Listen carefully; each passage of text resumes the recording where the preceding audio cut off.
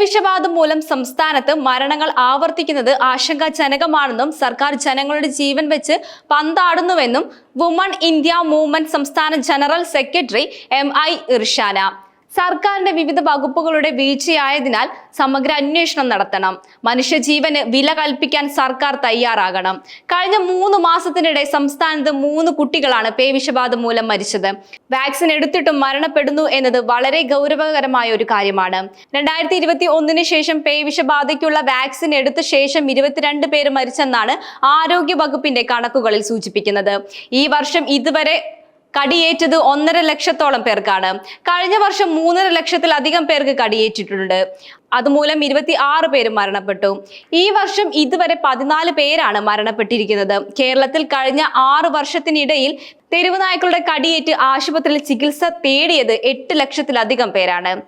ഇതിലേറെയും സാധാരണ കുടുംബങ്ങളിൽ നിന്നുള്ള സ്ത്രീകളും കുട്ടികളുമാണ്.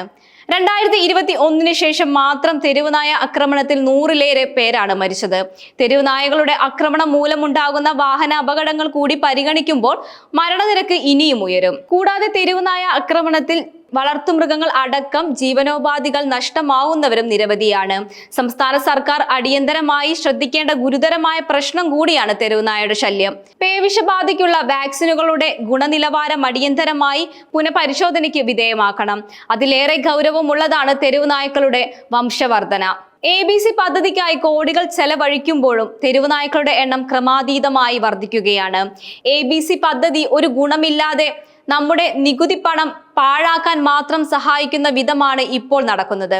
അവരുടെ പ്രയോജനം നിയന്ത്രിക്കാൻ കഴിയാത്തതും സുലഭമായി തെരുവുനായ്ക്കൾക്ക് ഭക്ഷണം ലഭിക്കുന്നു എന്നതും വംശവർധനത്തിന് കാരണമാവുകയാണ്. ബ്ലോക്ക്, താലൂക്ക് തലങ്ങളിൽ തന്നെ തെരുവുനായ്ക്കളെ പിടികൂടി പ്രജനന നിയന്ത്രണ പ്രവർത്തനങ്ങൾ നടക്കാനുള്ള സ്ഥിരം സംവിധാനങ്ങൾ വേണം. വന്ധ്യീകരണത്തോടൊപ്പം പ്രതിരോധ കുത്തിവയ്പ്പുകളും എടുക്കുന്നു എന്ന് ഉറപ്പാക്കണം. വാക്സിനും ABC പ്രോഗ്രാമോ, അതായത് animal birth control, ANT program തുടങ്ങിയവയെല്ലാം ചിലർക്ക് ലാഭം കൊയ്യാനുള്ള ഉപാധികളായി മാറുന്നുണ്ടോ എന്നുകൂടി പരിശോധിക്കപ്പെടണം. സർക്കാരിനും ആരോഗ്യ വകുപ്പിനും മൃഗസംരക്ഷണ വകുപ്പിനും അതിനുള്ള ഇച്ഛാശക്തി ഉണ്ടാകണം. സംസ്ഥാനത്ത് തെരുവ് നായ്ക്കൾ ഇനിയൊരു ജീവനും അപായമാകാതിരിക്കാൻ സർക്കാർ ഉണർന്ന് പ്രവർത്തിക്കണമെന്നും MI ഇർഷാന ആവശ്യപ്പെട്ടു. അതേസമയം പേവിഷബാധ സ്ഥിരീകരിച്ച് തിരുവനന്തപുരത്ത് SAT ആശുപത്രിയിൽ വെന്റിലേറ്ററിൽ കഴിഞ്ഞിരുന്ന 7 വയസ്സുകാരി കഴിഞ്ഞ ദിവസമാണ് മരിച്ചത്. ഇതോടെ സംസ്ഥാനത്ത് 1 മാസത്തിനിടെ പേവിഷബാധയേറ്റ് മരിച്ച കുട്ടികളുടെ എണ്ണം 3 ആയി. മരുന്നുകളോട് ശരീരം കൃത്യമായി പ്രതികരിക്കാത്ത സ്ഥിതിയിലായിരുന്നു കുട്ടി. തലച്ചോറിൽ ബാധിച്ച വൈറസിന്റെ തീവ്രത കുറയ്ക്കാൻ ആവശ്യമായ ആന്റിവൈറൽ മരുന്നുകളെല്ലാം നൽകിയുള്ള സജ്ജീകരണമായ ചികിത്സയാണ് നടത്തിയെങ്കിലും രാത്രി 2ഓടെ മരണം സംഭവിക്കുകയായിരുന്നു. പീഡിയാട്രിക് മെഡിസിന്റെ നേതൃത്വത്തിൽ ന്യൂറോ, കാർഡിയോളജി തുടങ്ങിയ വിവിധ വിഭാഗങ്ങളുടെ ഏകോപനത്തിലായിരുന്നു ചികിത്സ.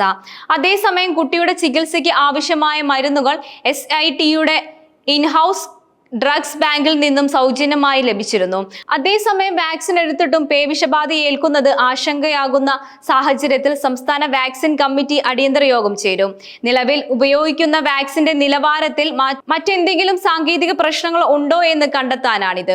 സംസ്ഥാന വാക്സിൻ വിതരണം ഏകോപിപ്പിക്കുന്ന സാങ്കേതിക വിദഗ്ധർ ഉൾപ്പെടുന്ന കമ്മിറ്റിയാണിത്. നിലവിൽ സ്റ്റോക്കുകളുടെ ഗുണനിലവാരം പരിശോധിച്ച് ഉറപ്പാക്കിയിട്ടുണ്ടെങ്കിലും 1 മാസത്തിനിടയിൽ 3 കുട്ടികൾക്കാണ് വാക്സിൻ എടുത്തിട്ടും പേവിഷബാധ സ്ഥിരീകരിച്ചത്. വാക്സിന്റെ സംഭരണം, കൈകാര്യം തുടങ്ങിയ ഘട്ടങ്ങളിൽ നിശ്ചിത ഊഷ്മാവിന് പുറത്തേക്ക് വാക്സിൻ സൂക്ഷിക്കുന്ന സ്ഥിതിയിലുണ്ടോ തുടങ്ങിയ കാര്യങ്ങൾ ആരോഗ്യ വകുപ്പ് അഡീഷണൽ ചീഫ് സെക്രട്ടറി രാജൻ അധ്യക്ഷനായ സമിതി വിലയിരുത്തും. ആരോഗ്യ വകുപ്പ് ഡയറക്ടർ, മെഡിക്കൽ വിദ്യാഭ്യാസ director, medical service corporation MD, general manager, Thiruvananthapuram medical കോളേജിലെ മെഡിസിൻ വിഭാഗം മേധാവി, ആരോഗ്യ വകുപ്പിലെ public health additional director, anti rabies nodal officer എന്നിവരാണ് കമ്മിറ്റിയിലുള്ളത്. 5 വർഷത്തിനിടെ വാക്സിൻ എടുത്തിട്ടും പേവിഷബാധയേറ്റ് 25 പേർ മരിച്ചാണ് കണക്കുകൾ പറയുന്നത്. 2022 വാക്സിന്റെ നിലവാരത്തിൽ ആശങ്ക ഉയർത്തുമ്പോൾ കേന്ദ്ര ലാബിൽ ഉൾപ്പെടെ എത്തിയത് പരിശോധിച്ച് നിലവാരം ഉറപ്പാക്കേണ്ടതുണ്ട്.